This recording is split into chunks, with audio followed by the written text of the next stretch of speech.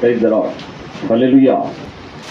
ప్రభు అయిన యేసుక్రీస్తు నామములో అందరికీ శుభాభివందనాలు, దైవాశీస్సులు.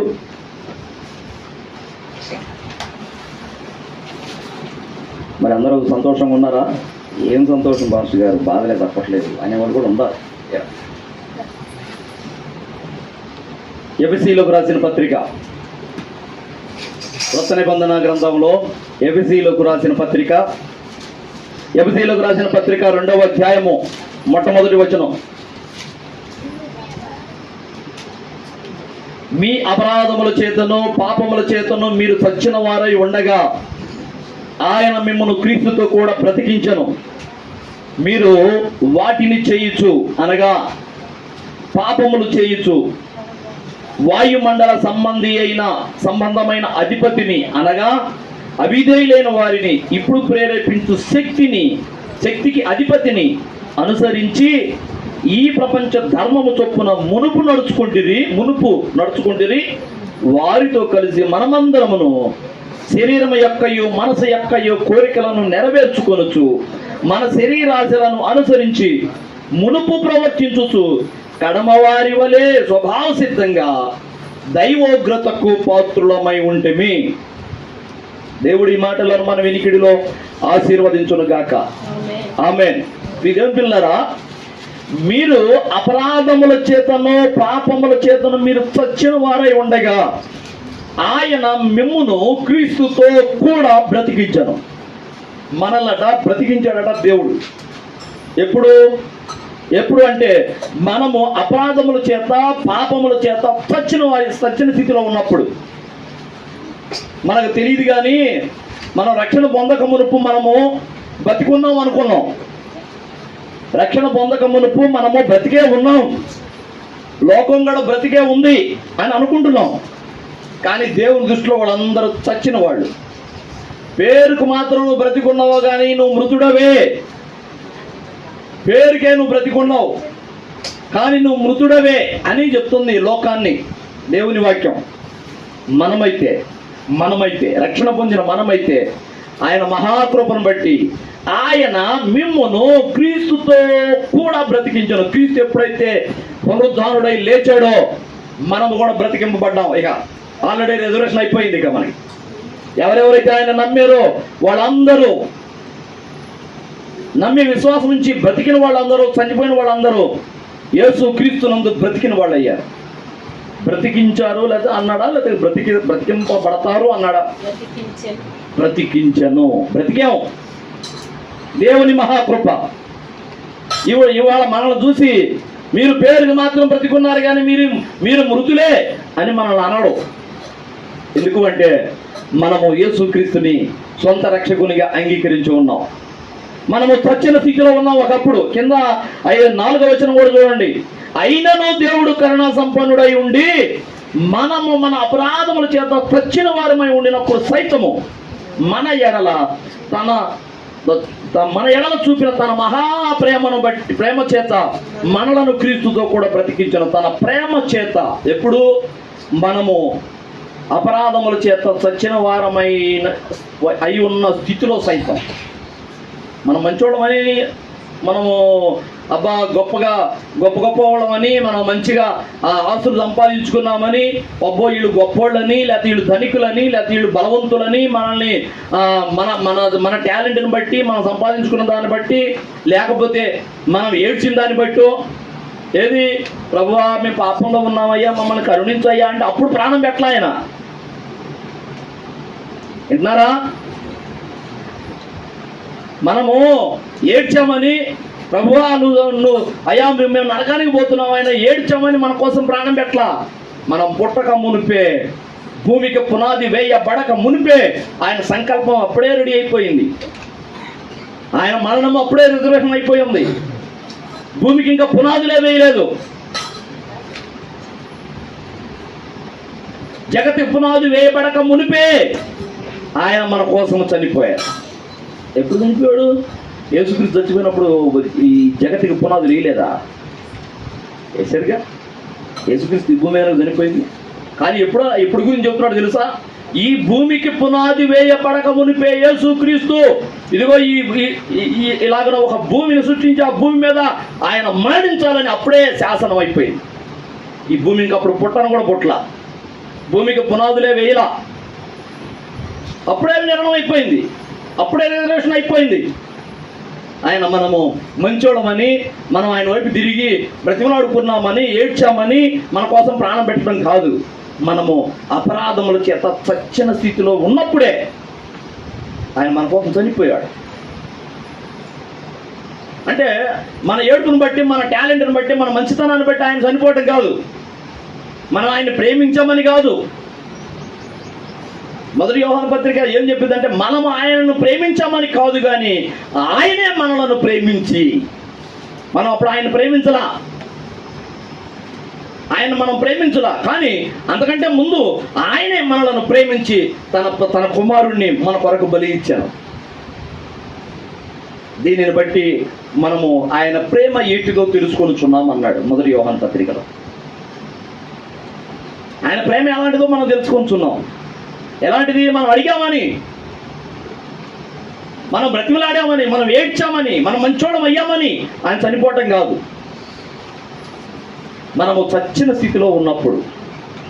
దేవుని పిల్లలు చూడండి, మత్తయి సువార్తలో ఈ పోలికను గురించి ఒక మాట చెప్తుంటాడు. శాస్త్రుల పరిశీలన ఉద్దేశించి మీరు సున్నం కొట్టిన సమాధుల వలె ఉన్నారు. మత్తయి సువార్త 23వ అధ్యాయము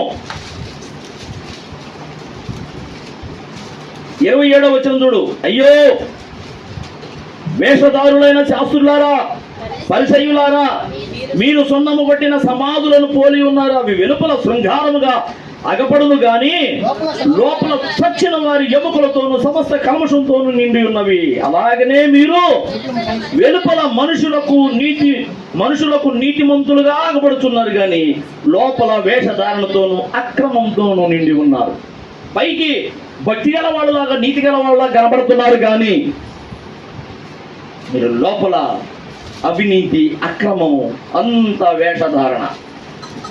సమాధులు ఎట్లుంటాయి? ప్రతి పండక్కి మనోడు పోయి సమాధులకి రంగులు కొట్టుకొని వస్తారు. ఎడగొట్టమన్నాడు బైబిల్, ఎడగొట్టమన్నాడు. సమాధులకి రంగులు కొట్టంట బాబు అని సమాధుల కాడ టెంకాయలు కొట్టి వస్తారు. మొన్న ఈస్టర్ పండగ నాటికి సమాధుల కాడికి వెళ్ళి సచిన వాళ్ళకి టెంకాయలు కొట్టి వస్తారు. సమాధుల కాడికి పోయి ఎడగొట్టమన్నాడు, సమాధులకు రంగులు ఏమన్నాడా? అవి వ్యర్థము, అవి మట్టిలో పోయాయి. ఆ సమాధులు నువ్వు రంగులు వేసినా వేయకపోయినా, చనిపోయి అందులో పెట్టబడిన వాడు, ఏసునందు విశ్వాసం నుంచి చనిపోయిన వాడైతే నువ్వు రంగేసినా వేయకపోయినా లెగుస్తాడు సమాధులను చేర్చుకొని. రంగేసిన సమాధులు మాత్రం తెలబడతాయినాడని చెప్పాడా? లేదు, అది సమాధుల పండగ అంట. ఏది? పునరుద్ధాన దినం. ఏసై సమాధిలోంచి లేచాడని సమాధుల పండగ అంట. ఆ రోజున పోయి అందరూ పోయి తెల్లారుదామని పోయి క్యాండిల్స్ వెలిగించి కొబ్బరికాయలు కొట్టి ముందు రోజు పోయి రంగులేసి అంతా ఇది చేస్తుంటారు. ఆడేది కొద్దిగా పూజా కార్యక్రమం నిర్వర్తించి వస్తుంటారు. కానీ ఆ సమాధి పైగా రంగులేసి అందంగా కనపడిద్దేమో, కానీ లోపలేముంది? సమస్తమైన కల్మషం, ఎముకలు, కుళ్ళువు, అంతా కుళ్ళుగా వస్తాయిగా. ఆ సమాధులను పోలి ఉన్నారు మీరు. పైకి నీతిమంతులుగా, భక్తి పరులుగా కనపడుతున్నారు, కానీ లోపలంతా కపటమే, కల్మషమే, వేషధారణ, మొత్తం అంత వేషధారణ. పైకి మాత్రం నీతిమంతులుగా కనబడుతున్నారు.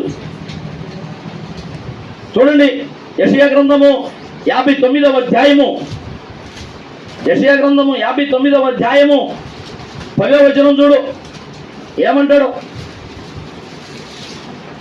గోడ కొరకు గుడ్డివాని వలె తౌళ్లాడుచున్నాము, కన్నులు లేని వారి వలె తౌళ్లాడుచున్నాము, సంధ్యా చీకటి అందువలనే మధ్యాహ్న కాలమున కాలుజారు పడుచున్నాము, బాగుగా బ్రతుకుతున్న వారిలో నుండి చచ్చిన వారి వలె ఉన్నాము. బతికున్న వారిలో మేము ఉన్నాము, కానీ చచ్చిన వాళ్ళు లాగానే ఉన్నాం. కళ్ళు తెరవబడి ఉన్నామే, కానీ అంత తౌళ్లాడుకున్నట్టుగానే ఉంది మా పరిస్థితి. మధ్యాహ్న కాలంలో ఎట్లా కాలుజారి పడ్డామో తెలుసా?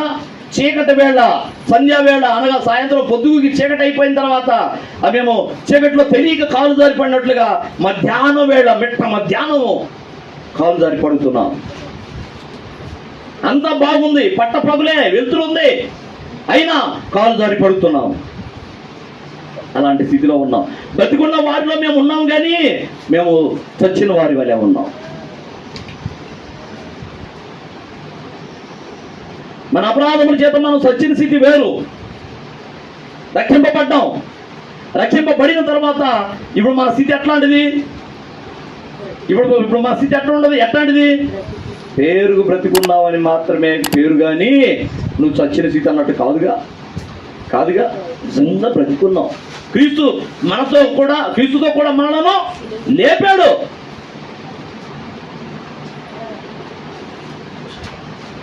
మనల్ని బ్రతికించాడు క్రీస్తుతో కూడా ఆయన.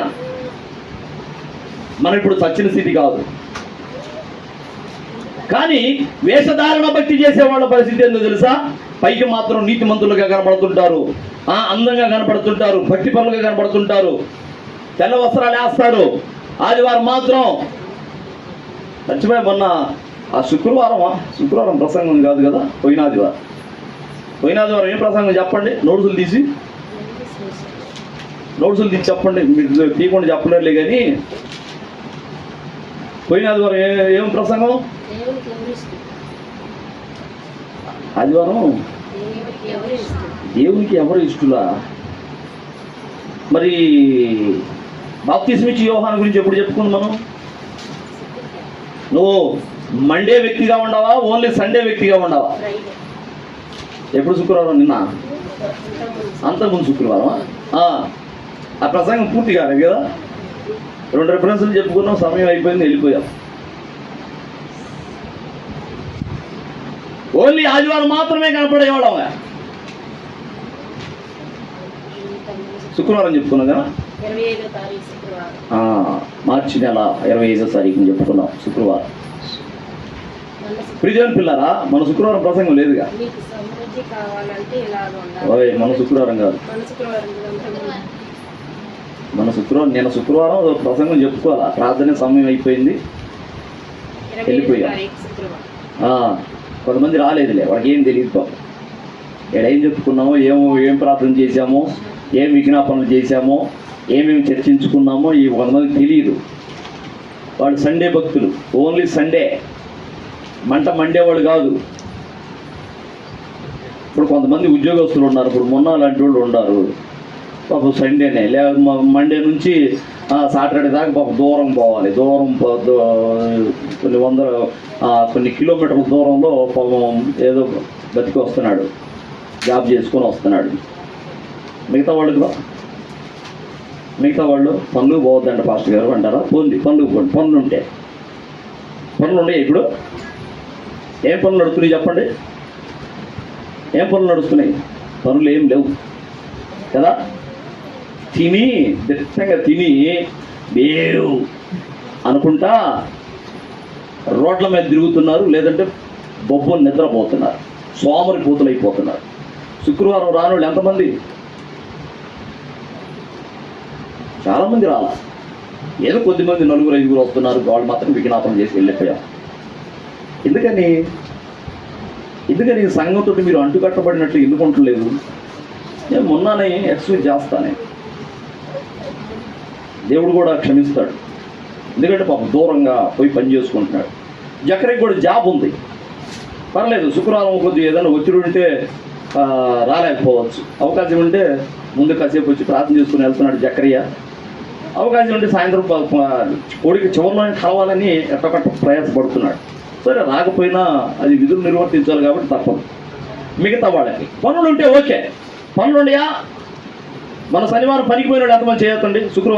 మన శుక్రవారం పనికి పోయినాడు. వీళ్ళిద్దరు కాక శుక్రవారం పనికి పోయినాడు ఎవరు? నువ్వు చేసావా? ఓకే.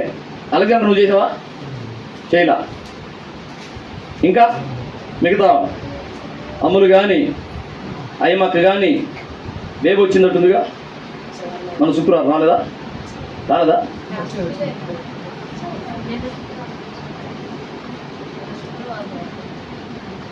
మరి ఇంటికి అంటానండి. శుక్రవారం చూసినట్టే ఉంది నిన్ను.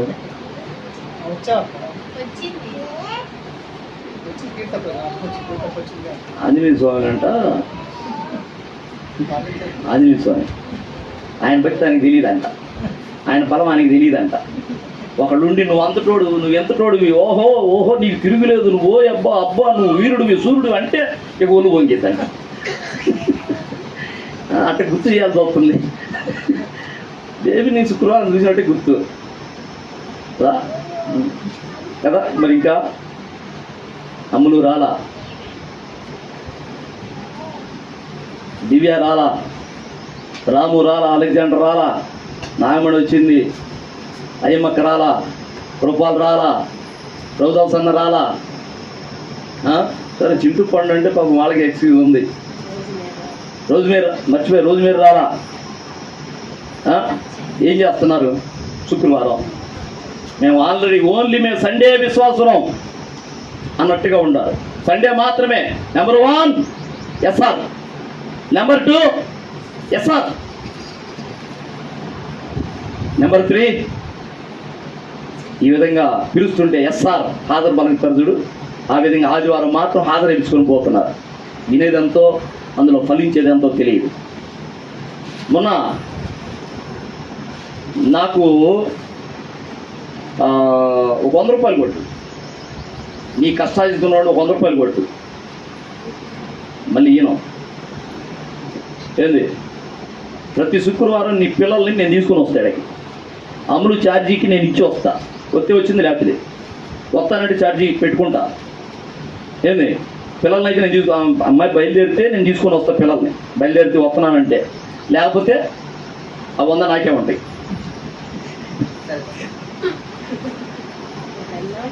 ఎందుకు పిల్లలు చిన్నపిల్లలే పర్వాలేదు, ముగ్గురు మేము తీసుకొని రాగలం. బేబీకి లంచ్ ఇచ్చిన ఒక పిల్లని తీసుకొని వచ్చేది. అమ్ములు ఇంటికాడ వ్యర్థంగా ఉంటుంది శుక్రవారం పూట. రాను పోను 20 రూపాయలు చారు. పిల్లల్ని అంతగా పిల్లల భారం అయితే మేము మా బండి మీద తగిలిస్తే నేను తీసుకుని వస్తాం. వ్యర్థంగా ఇంటికాడ ఉండొద్దు. అక్కడ ఎవడో పనికి మాలోడు ఎవడో ఇళ్ళమ్మడి తిరిగి చెబుతున్నాడు ఆయన, ప్రతి కోటానికి పోవాలన్నా, అంత దూరం పోవాలన్నా, ఈ మధ్యలో చర్చిలు లేవా? వాళ్ళకి ఏం తెలుసు? దేవుని సన్నిధి విలువ తెలియదు.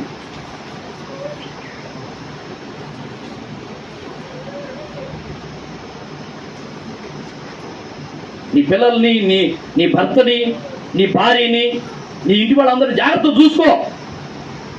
ఓరక ప్రతి కోటానికి పోవాలన్నా అని సాతాను దాన్ని ఏమంటారు, చెరిపినట్టుగా కొందరు స్త్రీలు ఇళ్లలో చొరబడి కుటుంబాన్ని పాడు చేస్తున్నారని అన్నాడు చూడు పత్రికల్లో, తిమోతి పత్రికలో. అలాగున ఇళ్ళమ్మడి తిరిగి అమ్మా ప్రతి కూటానికి పోవాలన్నా, నీ భర్తను చూసుకో, నీ పిల్లలను చూసుకొని చెబుతున్నాడు ఆయన. ఇట్లా చెరిపేవాళ్ళు ఉంటారు, భక్తులు సల్లార్చేవాళ్ళు ఉంటారు. సాతాని క్రియలు ఇది. మనం ఆ మనిషిని తప్పుపట్టకూడదు. దురాత్మ ప్రభావం చేత వాళ్ళు అట్లా బలుగుతుంటారు. మనిషి తప్పు కాదు, వాళ్ళని ప్రేరేపిస్తున్న సాతాను. మనం ప్రార్థన చేయాలి అట్లాంటి వాళ్ళ గురించి. ఏంది నీ భర్త క్షేమం చూసుకో, నీ పిల్లల క్షేమం చూసుకో. ఎవరు వాళ్ళు? నువ్వు చూస్తే క్షేమం కలిగిద్దా? నువ్వు దగ్గర నుండి కనిపెట్టుకొని చూస్తూ ఉంటే క్షేమం కలిగిద్దా?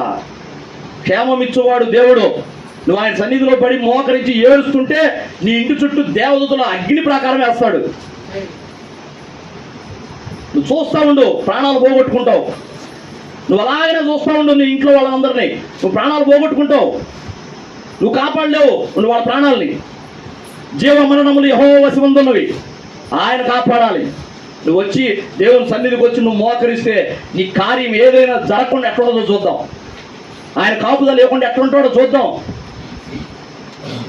నువ్వు ఎప్పుడైతే దేవుని సన్నిధికి దూరం అవుతావో, నువ్వు ఆల్రెడీ మనకి ఒక పాట ఉంది. ఏం పాట?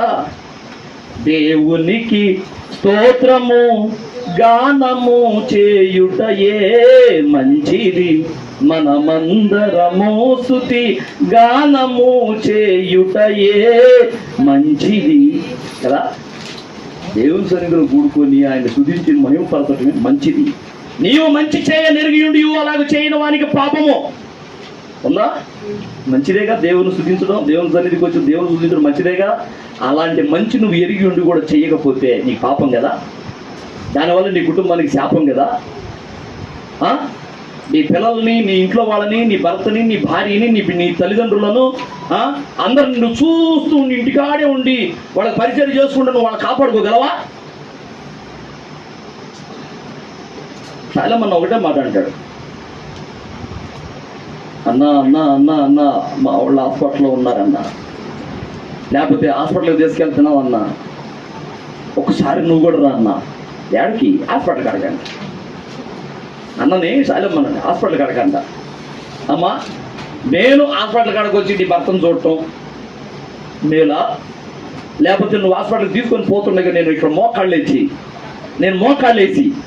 ప్రభువా వాళ్ళు హాస్పిటల్కి వెళ్తున్నారయ్యా, ఎటువంటి ప్రమాదం జరగకుండా, ఎటువంటి ఉపద్రవం జరగకుండా, ఎటువంటి కీడు జరగకుండా ఆ బిడ్డలు క్షేమంగా ఇంటికి రావాలి అని నేను ఇక్కడ మోకాళ్ళేసి ప్రార్థన చేయటం కావాలా నీకు? చెప్పు, ఏది క్షేమం? ఏది క్షేమం? దైవజనుడైన వాడు ఒక చోట కూర్చొని ప్రార్థన చేయడం క్షేమమా, లేదా దైవజనుడు మీతో పాటు ఓళ్ళు అమ్మటి హాస్పిటల్ అమ్మటి ఆడికి తిరగటం క్షేమమా? ఏది క్షేమం? ఏం చెప్పలేదు కదా. దేవుని సన్నిధిలో నువ్వైనా కానీ మోకాళ్ళు వేస్తే నీ కుటుంబానికి క్షేమం. ఎవరైనా కానీ కృపని నిరర్థకం చేసుకోవద్దు. మనము ఒకప్పుడు చచ్చిన స్థితిలో ఉన్నాం, ఇప్పుడు కాదుగా. ఇప్పుడు ఎలాంటి స్థితి? మనం బ్రతికింపబడ్డాం. క్రీస్తుతో కూడా మనల్ని బ్రతికించాడు ప్రభు. బ్రతికిన వాళ్ళ క్రియలు మనలో ఉండాలి, చచ్చిన వాళ్ళ క్రియలు కాదు. ఆల్రెడీ నువ్వు మృతుడవే అన్నట్లుగా ఉండకూడదు మన క్రియలు. ఎలా ఉండాలండి? నేను బ్రతికిన వాడను, క్రీస్తుతో కూడా బ్రతికింపబడిన వాడను, నా క్రియలు క్రీస్తు క్రియలై ఉండాలి. హల్లెలూయా. ఎక్కడున్నాం మనం? యెషయా 59. అది కొద్దిగా స్పీడ్ తగ్గించా. యెషయా గ్రంథము 59:10 వచనము. మేమందరము బాగుగా బ్రతుకుతున్న వారిలో నుండి చచ్చిన వారి వలె ఉన్నాం. పేరు మాత్రం బతికున్న వాళ్ళతో కలిసి ఉంటున్నాం, కానీ మేము మా స్థితి చచ్చినట్లుగానే ఉన్నది. ప్రియమైన పిల్లరా, మనము ప్రసంగి గ్రంథంలో ఏం చెబుతుందంటే, మనం సింహాలం అయితే అవ్వచ్చు. మనం అనుకుంటాం మన రక్షకుడు యోధా గోత్రపు సింహం, మనం ఆయన పిల్లలు, మనము సింహపు పిల్లలు. దాన్ని ఏమంటారు? సింహపు పిల్లల్ని కప్స్ కదా. సింహం పిల్లల్ని కప్స్ అంటారు. సింహం పిల్లలు మనం వచ్చిదే. మన నాయకుడు సింహమే, ఆయన మరణాన్ని జయించి లేచాడు. కానీ ఇంకో విషయం తెలుసా? మనం సింహాలు అనుకుంటున్నాం, కానీ మనం సచిన స్థితిలో ఉన్నామనే సంగతి మనకు గుర్తు రావట్లేదు. ఎన్ని విషయాల్లో మనం తప్పిపోతున్నామో, ఎన్ని విషయాల్లో మనం సచిన స్థితిలోకి వెళ్ళిపోతున్నామో అర్థం కావట్లా. ప్రసంగి గ్రంథము 9వ అధ్యాయము 4వ వచనం. బ్రతికియుండు వారితో కలిసిమెలిసి ఉన్న వారికి ఆశ కలదు, చచ్చిన సింహము కంటే. బ్రతికున్న కుక్క మేలు కదా. నువ్వు సింహం పిల్లవే, కరెక్టే. ఒకప్పుడు రక్షింపబడ్డావు, కానీ మరలా చచ్చిన స్థితిలోకి వెళుతున్నావు. మరలా దేవునికి దూరం అయిపోతున్నావు, పాపంలోకి పోతున్నావు. నువ్వు మరలా చిన్నగా చల్లారిపోతున్నావు. సింహానివే, కానీ నీ స్థితి ఏమవుతుందో తెలుసా? చచ్చిన స్థితి అవుతుంది. ఇప్పుడు నీకంటే బతికుండా కుక్క నయ్యం కదా. సింహం, చచ్చిన సింహం ఏం ఉపయోగం? చచ్చిన సింహం అది మామూలుగా అయితే గాండ్రు ఇచ్చింది, అడవికి రాజు. కానీ ఇప్పుడు అది చచ్చింది. దానికంటే కుక్క నయ్యం కదా, కొద్దిగా మురుగుతానని ఉంటుంది బాబో అని. అవునే కదా. మనము సింహం పిల్లలం అయితే అవ్వచ్చు, కానీ సచ్చిన స్థితిలో ఉన్నాం. జాగ్రత్త, అలాంటి స్థితిలోకి పోకూడదు మనం. ఎంత నిర్లక్ష్యమో దేవుని సన్నిధి అంటే నిర్లక్ష్యం నీలో వస్తుంది అంటే నువ్వు ఆటోమేటిక్ ఆత్మీయంగా సస్తున్నావు అని అర్థం.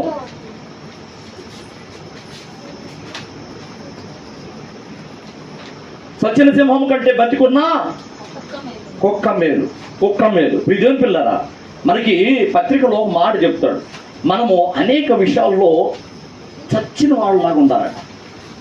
కానీ మనం ఆత్మీయతలు సస్తున్నాం, కానీ మనం కొన్ని విషయాల్లో చచ్చిన వాళ్ళలాగా ఉండాలి. ఒక విధవరాల గురించి చెప్తాడు. విధవరాల గురించి పత్రికలకు రండి. మొదటి తిమోతి పత్రిక 5వ అధ్యాయం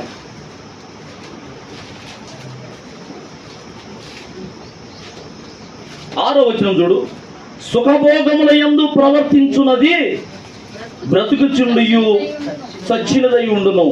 పైన ఇంకొక మాట చూడు, పైనుంచి చూద్దాం. ఇది ఒక మాట, అక్కడ విధవరాలు అనలేదు కదా, అక్కడ చెప్తున్న విషయం ఏంటంటే విధవరాలు అంటే 4వ వచనం చూడు. అయితే ఏ విధవరాలికైనను పిల్లలు గాని మనుమలు గాని ఉండిన ఎడల వీరు మొదట తమ ఇంటి వారి ఎడల భక్తి కనబరచుటకును తమ తల్లిదండ్రుల ప్రత్యుపకారం చేయుటకును నేర్చుకొనవలెను. ఇది దేవుని దృష్టికి అనుకూలమై ఉన్నది. అయితే నిజముగా అనాథ అయిన విధవరాలు ఏకాకి అయి ఉండి దేవుని మీదనే తన నిరీక్షణను ఉంచుకొని విజ్ఞాపనల యందును ప్రార్థన యందును రేయింబగలు నిలకడగా ఉండును. సుఖభోగముల యందు ప్రవర్తించున్నది బ్రతుకుచుండియో చచ్చినది. అంటే ఈ భర్త చనిపోయింది విధవరాలి ప్రస్తావన తీసుకొస్తూ, నువ్వు విధవరాలి అయితే ఎవరి కాలంలో కూడా విధవరాలి అయితే భర్తను కోల్పోయిన దానివైతే నువ్వు ఎలా ఉండాలి? తల్లిదండ్రులకే కానీ పిల్లలకే కానీ పరిచర్య చేసుకుంటూ వాళ్ళని గడిపెట్టుకొని ఉండాలి. ఇలాంటి వాళ్ళని గురించి ఇంకా కింద చూస్తే ఇలాంటి వాళ్ళు అసలు విధవరాలు లెక్కలో చేర్చబడకూడదు అన్నాడు. ఎందుకంటే యవనస్తులైన వాళ్ళు ఒకవేళ భర్తను కోల్పోయినా మరలా వాళ్ళు పెళ్లి చేసుకునే అవకాశం ఉంది. పిల్లల మీద మమకారం ఉంటుంది, తల్లిదండ్రుల మీద మమకారం ఉంటుంది ఏంది. కానీ కొంతమంది భర్తను కోల్పోయిన తర్వాత ఒకళ్ళ నడి వయస్సులో కానీ యవన ప్రాయంలోనైనా కానీ భర్తను కోల్పోతే వాళ్ళు వైరాగ్యంలోకి వెళ్ళిపోతారు. నాకు వద్దు, నా భర్తను నేను ఎంతో ప్రేమించాను కానీ నాకు లేకుండా పోయాడు, ఇక నాకేమొద్దు, నాకు అవసరం లేదు, ఇక నాకు అసలు ఏమొద్దు, ఇక పెళ్లి కూడా వద్దు అని ప్రతిష్ఠించుకొని ఉంటారు.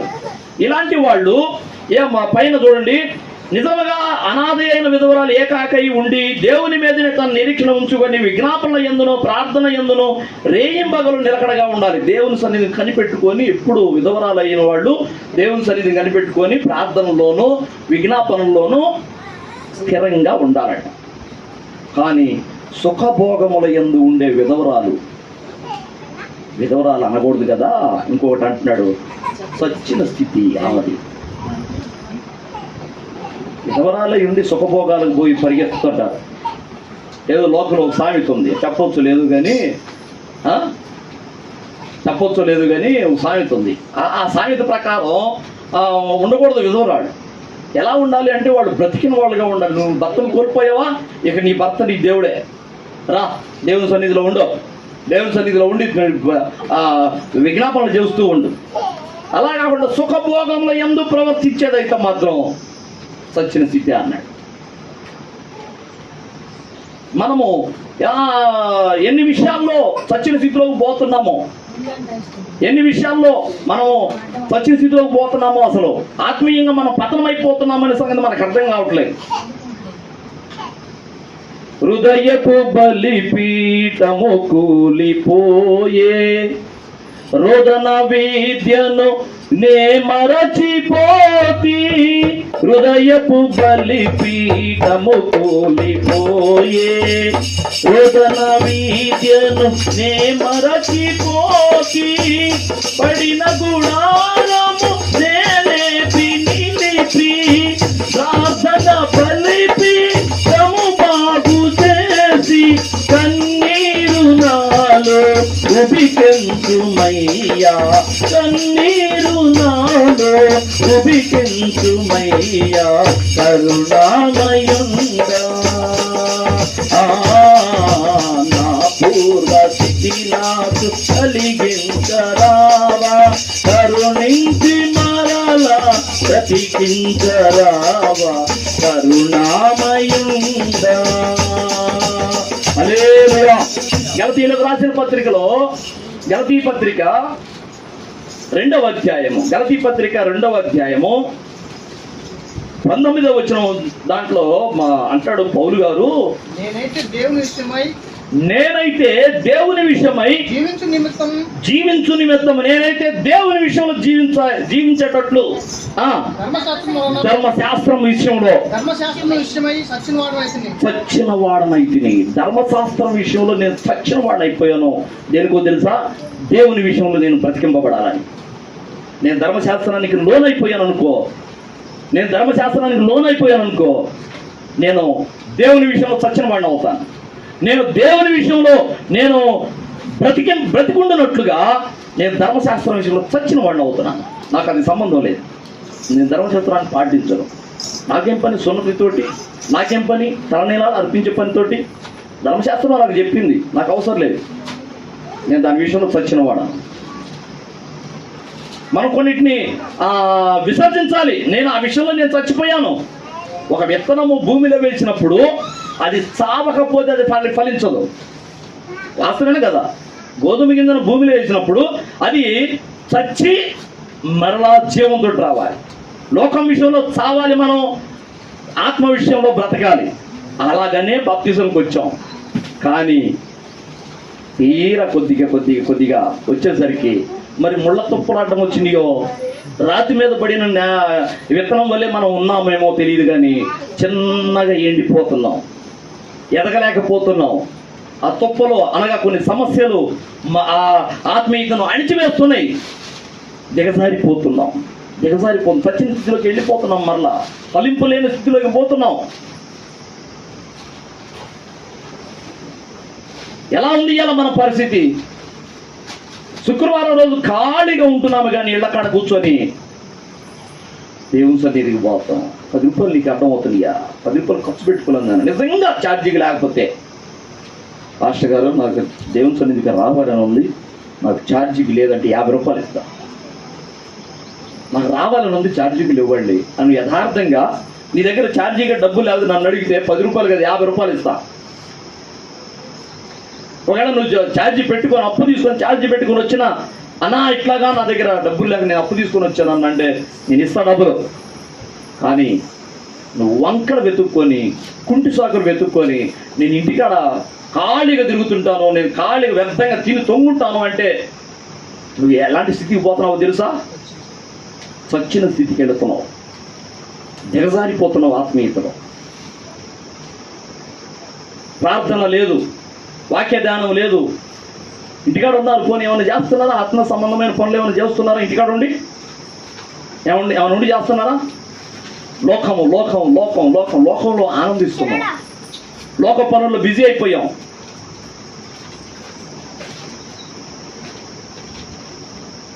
ఒక దినములో, నేను ఎన్నోసార్లు చెబుతున్నా, ఒక దినములో దేవునితో నువ్వు మాట్లాడుకున్న అనుభవం, దేవునితో నువ్వు కనెక్ట్ అయ్యి, నీ మనసు కనెక్ట్ అయ్యి ఉన్న ఆ సమయం ఎంతో నువ్వు ఒకసారి సాయంత్రానికి నెమరు వేసుకో.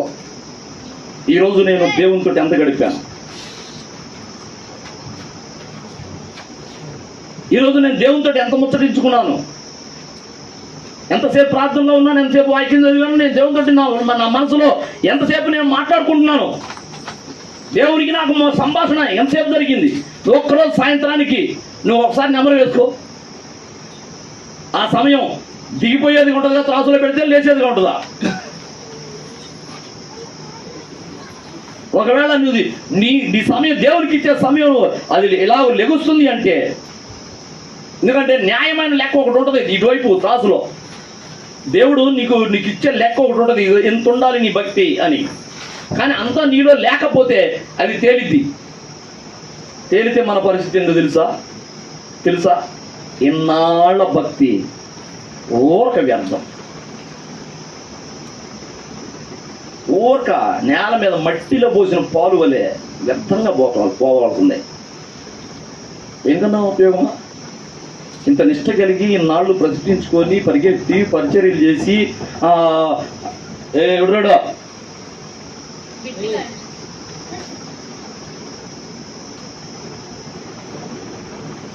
పరిచర్యల్లో పాలు పప్పులు పొందుతా, ప్రభు బాలలో చెయ్యేస్తా, తీరా రేపు విడవబడితే ఎంత అవమానమో తెలుసా? సిగ్గుచేటు కదా.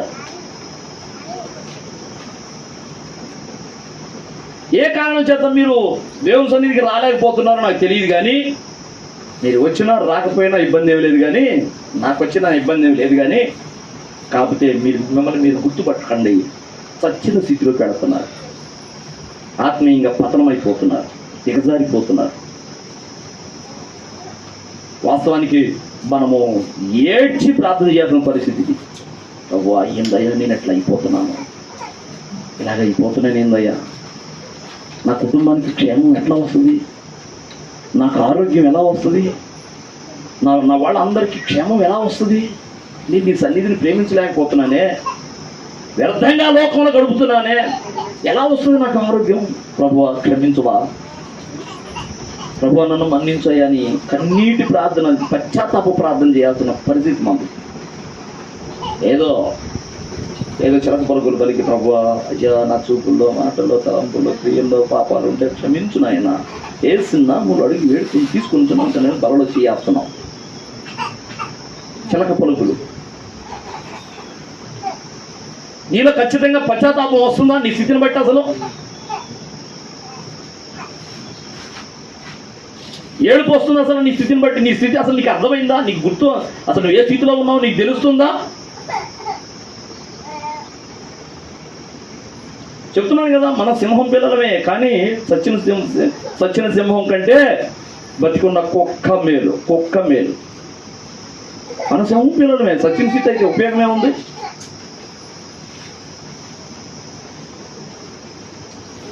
చదువు గలతీ పత్రిక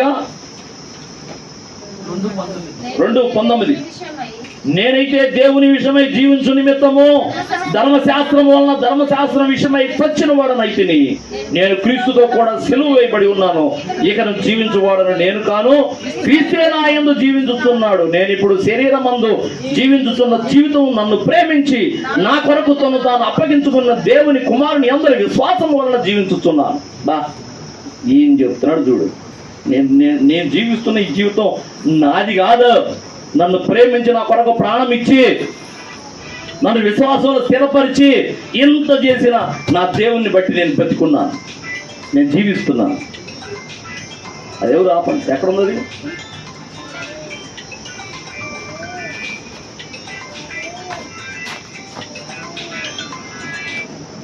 ఎవరిది?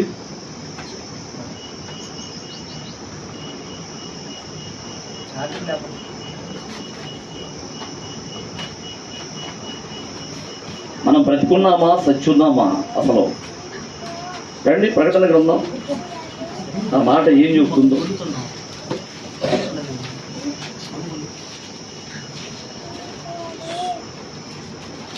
జీవించుచున్నావన్న పేరు ఉన్నది, మృతుడవే నీవు మృతుడవే. 3వ అధ్యాయము మొట్టమొదటి వచనం చూడు. 7 నక్షత్రములను ఏ దేవుని 7 ఆత్మను గలవాడు చెప్పు సంగతులు ఏమనగా, నీ క్రియలను నేను ఎరుగుదును. ఏమనగా జీవించుతున్నావన్న పేరు మాత్రం ఉన్నది, కానీ నీవు మృతుడివే. పేరుకి బ్రతికున్నావు, అమ్మో పేరుకి బ్రతికున్నావు, కానీ నీ ఆత్మీయ స్థితి ఎందుకు తెలుసా? చచ్చిన స్థితిలో ఉన్నావు. మనల్ని మనం పునరుద్ధరించుకోవాలి, మనల్ని మనం నెమరు వేసుకోవాలి, మనల్ని మనం పురికొల్పుకోవాలి. ఓ తిమోతి, లోక సంబంధమైన ముసలమ్మ ముచ్చట్లన్నింటినీ విసర్జించి దేవభక్తి విషయంలో నీకు నువ్వే సాధకం చేసుకో. నీ ఎవరో వచ్చి పద్దాగరా, అమ్మాయి రోజ్మేరీ ప్రార్థన చేసావా, అమ్మాయి జెస్సీ ప్రార్థన చేసావా, అమ్మా వాక్యం చదివారా అని ఎవరు అడగరు మిమ్మల్ని. మీకు మీరే పురికొల్పుకోవాలి. నేను ఈరోజు ప్రార్థన చేశానా, ఈరోజు వాక్యం చదివానా, దేవునితో వల్ల నా మనసు కనెక్ట్ అయి ఉందా, ఎలా ఉంది, అసలు దేవునితో నా మనసు యాక్టివేషన్లో ఉందా? నీ సెల్లుకు సిగ్నల్ రాకపోతే ఎంత బాధ నీకు. నీ సెల్లుకు సిగ్నల్ రాకపోతే, నెట్ కనెక్షన్ కాకపోతే నీకు ఎంత బాధ. ఏంది ఈ సెల్లు, ఏంది అసలు నెట్ రావట్లేదు, ఏంది బ్యాలెన్స్ ఉంది కానీ నెట్ రావట్లేదు, ఎంత బాధగా ఉంటుంది నెట్ రాకపోతే కదా. మరి ఆయనకి బాధ ఉండదా? నీతోటి కనెక్షను, ఆయనకి నెట్ కనెక్షన్ ఉండాలి నీతోటి, ఆయనకి నీకు కనెక్షన్ ఎప్పుడు ఉండాలి. అది అందకపోతుంటే నువ్వు మధ్యలో కట్ చేసుకుంటుంటే, నువ్వు స్విచ్ ఆఫ్లో పెట్టుకుంటుంటే, ఫ్లైట్ మోడ్లో వేసుకుంటుంటే ఆయన ఏమనుకుంటాడు, ఎంత బాధపడతాడు. ఏంది నా పిల్లలు ఏంది నాతోటి కనెక్షన్లో ఉండరైంది, ఏంది ఆత్మీయతలో ఫ్లైట్ మోడ్ వేసుకుంటారు, ఏంది ఆత్మీయత విషయంలో స్విచ్ ఆఫ్ చేసుకొని పెట్టుకున్నారు, ఏంది చచ్చిన స్థితిలో పోతున్నారు, ఏంది నా పిల్లలు, ఎంత బాధపడతాడు. దేవుని పిల్లరా, మనము బాధపడటం కాదు, కానీ ఆత్మీయంగా చావటం కాదు. నువ్వు ఆత్మీయంగా బ్రతకాలంటే భౌతికమైన విషయాల్లో కొన్ని విషయాలు చావాలి. ఎందుకంటే భౌతికమైన విషయాల్లో నువ్వు చావకపోతే ఆత్మీయంగా బ్రతకలేవు.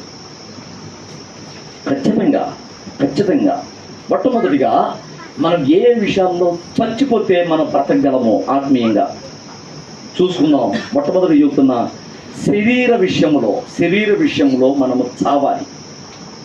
శరీర విషయంలో చూడండి, మత్తయి సువార్త 6వ అధ్యాయము. అసలు మీకు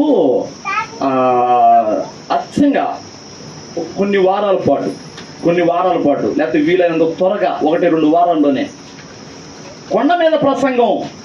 అసలు యేసయ్య కొండ మీద ప్రసంగం చేశాడు. 3 రోజులు ఉపవాసమే. దాని తర్వాత ఆహారం ఏమైనా ఉందో వీళ్ళకి పెట్టడానికి అన్నాడు. 3 రోజులు ఉపవాసం ఉండి కొండ ప్రాంతానికి వెళ్ళి అక్కడ ఆ కూడిక 1000 మంది ఉన్నారు. ఆడ ఎంతమంది ఉన్నారు? 5000 మంది పురుషులే ఉన్నారట. ఏది? ఆ రొట్టెలు చేపలు తిన్నవాళ్ళు, స్త్రీలు పిల్లలు కాక 5000 మంది పురుషులు ఉన్నారు. అంటే ఇంకా స్త్రీలు ఎంతమంది ఉంటారో పిల్లలు ఎంతమంది ఉంటారో వాళ్ళందరూ తినంగా 12 గంపల్లో మిగిలిన ముక్కలు. ఓకే, బాగుంది. ఆ కొండ మీద ప్రసంగం 3 రోజుల పాటు యేసయ్య చేసిన ప్రసంగం 3 అధ్యాయాల్లో ఉంది. మత్తయి సువార్త 5వ అధ్యాయం, 6వ అధ్యాయం, 7వ అధ్యాయం. ఈ 7 అధ్యాయాలు కొండ మీద ప్రసంగమే. ఆ కొండ మీద ప్రసంగం అసలు మీకు వివరిద్దాం. ఎందుకంటే ఈ కొండ మీద ప్రసంగమే ప్రపంచాన్ని ప్రభావితం చేసింది. అర్థమైందా? చాలా మంది బైబిల్ విషయాలు మాట్లాడుతారు. నాస్తికులైన వాళ్ళు లేకపోతే ఆస్తికులైనా కానీ వాళ్ళు అన్యులుగా ఉండి కూడా బైబిల్ విషయాలను కొన్ని పాటిస్తుంటారు. ఇప్పుడు అంతే మహాత్మా గాంధీ ఉన్నాడు. గాంధీ స్వతంత్ర పోరాట విషయంలో ఆయన శాంతియుతంగా పోరాటం చేయాలని ఎందుకన్నాడు తెలుసా? యేసుక్రీస్తు యొక్క కొండ మీద ప్రసంగాన్ని చదివి ఆయన అన్నాడు, ఒక చెంప కొడితే ఇంకో చెంప చూపిస్తాను అన్నాడు గాంధీ తాత. ఆ మాట ఎక్కడిది? బైబిల్లో 5వ అధ్యాయం, మత్తయి సువార్త 5వ అధ్యాయము, 6వ అధ్యాయాలు, 7వ అధ్యాయం. కొండ మీద ప్రసంగం ద్వారా చాలా మంది ప్రభావితం అయ్యారు. ఆ కొండ మీద ప్రసంగం కొన్ని వారాల పాటు మనం ధ్యానించుకుందాం అనుకున్నాం. సరే, దేవుని చిత్తమైన తర్వాత చూద్దాం వాటిని. ప్రపంచాన్ని ప్రభావితం చేసింది ఆ ప్రసంగమే ఈనాటికి కూడా. ఎందుకంటే అనేకమైన సూక్తులు, నీతి పాఠాలు ఎన్నో ఉన్నాయో. నరహత్య చేసేవాడికి, వ్యభిచారం చేసేవాడికి, కళ్ళతోటి పాపం చేసేవాడికి, చేతులతోటి పాపం చేసేవాడికి, కాళ్ళతోటి పాపం చేసేవాడికి, ఇంకా సహోదరుని దూషించువాడికి, ఇలాంటి వాళ్ళకి అసలు ఎలాంటి పాఠాలు చెప్పాడు అక్కడ మత్తయి సువార్త 5, 6, 7 అధ్యాయాల్లో ఉంది. వీరైతే ధ్యానించుకుందాం. మత్తయి సువార్త 5వ అధ్యాయము రండి. మత్తయి సువార్త 5 కదా, 6వ అధ్యాయం. 6వ అధ్యాయము 25 నుంచి చూడమ్మా. 6:25. అందువలన నేను మీతో చెప్పున్నదేమనగా, ఏమి తిందుమో ఏమి త్రాగుదమో అని మీ ప్రాణమును గురించి అయినను, ఏమి ధరించుకుందమో అని మీ దేహమును గురించి అయినను చింతించకూడదు. ఆహారము కంటే ప్రాణము, వస్త్రము కంటే దేహమును గొప్పవి కావా అన్నాడు. మనం మా దేహాన్ని గురించి, మన ప్రాణం గురించి ఎంత బెంగో, కట్టలు తెచ్చి చేసుకుంటాం. అమ్మో, మళ్ళీ డబ్బులు అయిపోతే బియ్యం ఉంటే చాలు మనం బతుకుతాం. కట్టలు తెచ్చేసుకుంటాం, బియ్యం కట్టలు. నెలకై 2 నెలలకు సరిపడా ఉంటాయి మన ఇళ్లలో. ఎందుకంటే భయం, ఇంటికి ఉండదేమో, రేపు చూసుకోవచ్చులేని ఈ రోజు వరకు తెచ్చుకుంటే రేపు డబ్బులు ఉండక అల్లాడాల్సి వచ్చిదేమో. మంచిగా ముందు చూపు మంచిదే. కానీ దేవుడు అంటాడు, నీకు ప్రాణం ఇచ్చిన వాడు నేను. నీ ప్రాణానికి ఏది కావాలో, ఏ ఆహారం కావాలో, ఏది తాగాలో నాకు తెలియదా? నీకు దేహం ఇచ్చింది నేను. హల్లెలూయా. నీకు దేహం ఇచ్చింది నేను. ఆ దేహానికి ఏది కావాలో నాకు తెలియదా? దాని గురించి నువ్వెందుకు అంత చింతిస్తావు? ప్రాణం ఇచ్చిన వాడిని ప్రాణం నిలబట్టడానికి ఏది కావాలో ఏది ఇవ్వాలో నాకు తెలియదా? దేహం ఇచ్చిన వాడిని దేహాన్ని కప్పుకోవడానికి మీకు ఏది కావాలో ఎలాంటి వస్త్రం కావాలో నాకు తెలియదా అని ఇక్కడ అంటున్నాడు. ఏమి తిందమో ఏమి త్రాగుదమో అని మీ ప్రాణాన్ని గురించి అయినను, ఏమి ధరించుకుందామో అని మీ దేహాన్ని గురించి అయినను చింతించకూడదు. ఆహారము కంటే ప్రాణమును, వస్త్రము కంటే దేహమును శ్రేష్టమైనవి కావా? ఆకాశ పక్షులను చూడు. ఇంకా కింద అంటాడు, ఆకాశ పక్షులను చూడు, అవి విత్తము కోయవు, కొట్లలో కూర్చుకొనవు, అయినను మీ పరలోకపు తండ్రి వాటిని పోషించుచున్నాడు. మీరు వాటికంటే శ్రేష్ఠుడు కారా? మనకేమో ఈ మాటలో ఎందుకు విశ్వాసం ఉండదు. అమ్మో మనం కూడబెట్టుకోవాలండి, కూడబెట్టుకోవాలి. ఏంది అసలు మనం ఆస్తులను సమకూర్చుకోవాలి, రేపు కష్టకాలం వస్తే దీంతో మనం బతికిపోవాలి, కష్టకాలం వస్తే దీంతో మనం ముందుకు సమకూర్చి పెట్టుకోవాలి అని క్షేమాన్ని చూసి నేర్చుకోండి అని దేవుడు చెప్పాడు. ఓకే, కానీ అదే నీ లక్ష్యం కాకూడదు. ఏ కాడికి సంపాదించుకోవటమే నీ లక్ష్యం కాకూడదు, సమకూర్చుకోవటమే నీ లక్ష్యం కాకూడదు, నీ లక్ష్యం అదే అవ్వకూడదు. ఇంకా కింద అంటాడు చూడు, మీరు ఇదిగో మీలో ఎవడు చింతించడం వలన తన ఎత్తు మూరడు ఎక్కువ చేసుకోగలడు. వస్త్రముల గురించి మీరు చింతింపనేలా, అడవి పువ్వులు ఎలాగ ఎదుగుతున్నావో ఆలోచించడి, అవి కష్టపడవు వడకవు. ఏంటి అయ్యి? అడవి పువ్వులు, అవి కష్టపడవు, వస్త్రాలు నేసుకోవు, కుట్టుకోవు. అయినను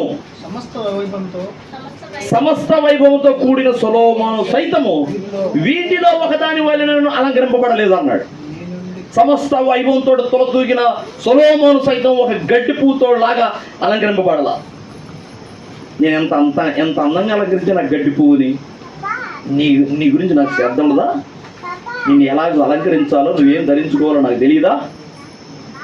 ఇంకా కింద అంటాడు, మీరు అన్యుల వలె చూడండి,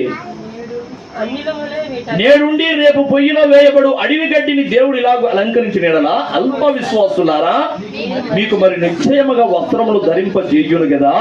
కాబట్టి ఏమి తిందమో ఏమి త్రాగుదమో ఏమి ధరించుకుందామో అని చింతించకూడదు. అన్యజనులు వీటి విషయమై విచారింతురు. అన్యులు అంటే దేవుడు లేని వాళ్ళు వీటి విషయమై విచారిస్తారు. ఏం తెచ్చుకుందాం, ఎంత కూడా పెట్టుకుందాం, ఎన్నాళ్ళు దాచుకుందాం, మనం ఎలా జాగ్రత్త పడదాం, ఎలా జాగ్రత్త పడకపోతే రేపు ఎట్లాక అని అన్యులు దీని విషయమై చింతిస్తారు. కానీ నా పిల్లలైన మీకు ఇది కుదరదు. మీరు నిత్యం నన్ను అడుగుతూ ఉండాలి, నా దగ్గర పొందుకుంటూ ఉండాలి. మీరు అడిగే కొద్ది నేను ఇస్తుంటా. ఏ రోజైనా 40 సంవత్సరాలు అరణ్య ప్రయాణంలో వాళ్ళని పస్తులుంచాడా? ఏ రోజు కూడా చివరికి యర్దాను నది దాటి అవతలకు పోయేవారు దాకా వాళ్ళకి మన్నా కురవటం ఆగలేదు. యోర్దాను నది దాటి కనానులోకి ప్రవేశించేవారు దాకా ఆ చివరి రోజు వరకు వాళ్ళు మన్నాను తింటూనే ఉన్నారు. ఏ రోజు కూడా వాళ్ళని పస్తులు పెట్టాల. కాకపోతే వీళ్ళు అనవసరంగా సణుగుడు మాటల వల్ల ఆయన కోపం వచ్చి కొట్టాడే కానీ ఏ రోజు కూడా ఆయన వాళ్ళకి ఆహారం లేకుండా చేయలా. మనము మన శరీరం విషయంలో ఏమి తిందాము, ఏమి ధరించుకుందాము, ఏమి అలంకరించుకుందాము అని మీరు దాని గురించి చూసుకోవద్దు. అలా మీరు అవి చేస్తున్నారు అంటే మీకు నా మీద విశ్వాసం లేదు. మీకు అతి జాగ్రత్త ఉంది. పిల్లలకి ఏం పెట్టుకోవాలి, భర్తకి ఏం పెట్టుకోవాలి, భార్యకి ఏం పెట్టుకోవాలి, తల్లిదండ్రులకి ఏమి ఇవ్వాలి, అసలు ఎంత బాగా ఉంది. మరి దేవుని గురించి పట్టించుకుంటారా? అంత శ్రద్ధ దేవుని మీద ఉందా? శరీరం విషయంలో మనం చావకపోతే ఆత్మీయ విషయంలో మనం చస్తాం. శరీర విషయంలో చావాలి అంటే తినకుండా ఉండమని, ధరించుకోకుండా ఉండమని, వస్త్రాలు లేకుండా తిరగమని కాదు చెప్తుంది. అన్న వస్త్రములు గలవారమై తృప్తి పొందుదాం అంతే. అన్నం ఉంది, వస్త్రం ఉంది. ప్రతిరోజు పలావ్ అవసరమా? ప్రతిరోజు బంగారు నగలు ధరించుకోవటం అవసరమా? ప్రతిరోజు పట్టు చీరలు కట్టడం అవసరమా? ఒకవేళ ఉంటే ఉండవచ్చు, అవసరమా?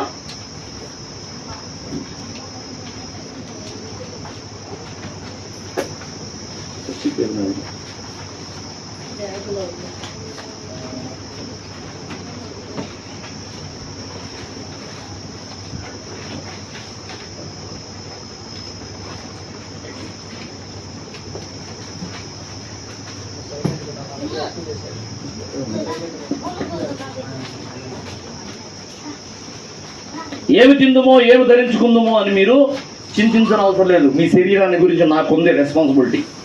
మీ దేహాల గురించి మీరు ఏం తినాలో ఏం ధరించుకోవాలో నాకుంది రెస్పాన్సిబిలిటీ. అయితే కింద అంటాడు, మీరు మొదట నా నీతిని నా రాజ్యాన్ని వెతకండి చాలు. దాన్ని విస్మరించారు. ఏ కాడికి ఏం కూడబెట్టుకుందాం, ఏం తిందాం, ఏం ధరించుకుందాం, ఏం అలంకరించుకుందాం, ఇదే ఆలోచిస్తున్నారు. తీరా చూస్తే మీ ఆత్మీయ స్థితిలో చచ్చిన వాడుగా ఉన్నారు. శరీర విషయంలో మనకు సావాల్సిందే. ఇకపోతే రెండవది ధనం విషయం. ధనం విషయంలో సావాలి. 24వ వచనం చూడు, ఏమంటున్నాడు ఇక్కడ? ఎవడును ఇద్దరు యజమానులకు దాసుడుగా ఉండనేరడు. అతడు ఒకరిని ద్వేషించి ఒకరిని ప్రేమించును, లేదా ఒకరి పక్షముగా ఉండి ఒకరిని తృణీకరించును.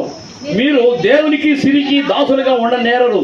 అందువలన నేను మీతో చెప్పినది ఏమనగా అని కింది విషయాలు చెప్పుకొచ్చాడు. ఏంది? నాకు దేవుడు కావాలి, ధనము కావాలంటే కుదరదట.